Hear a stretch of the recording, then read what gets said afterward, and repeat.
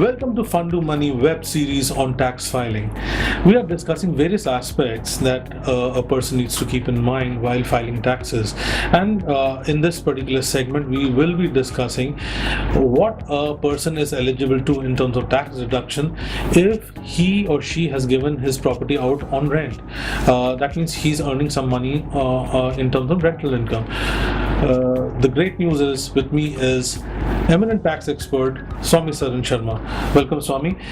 Swami, a person started letting out his or her property last year, started getting those rent checks, which every person welcomes. Now, how does it get treated when you're in terms of in tax terms, and what do you have to keep in mind when you're filing for taxes? See, as a standard deduction, 30% of the income which one earns in rentals is given as basic deduction.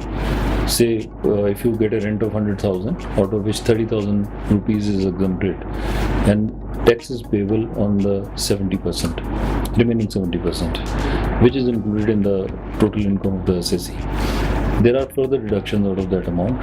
If you have raised a loan to construct the same property, the interest paid on that amount is entirely exempt, even if it means a loss coming out of the whole proposition. Like supposing in the same example, if interest paid on the loan raised, say, is 200,000, and the taxable income is only 70,000, so assessee is eligible to claim a loss of 130,000 rupees in their assessment.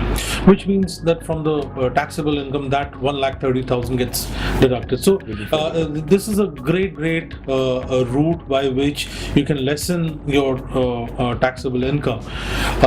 That's a lot of useful information, Swami. Thank you so much. If people want to catch up on more useful information, they can follow us on leading social media platforms or our website www.fundumoney.com.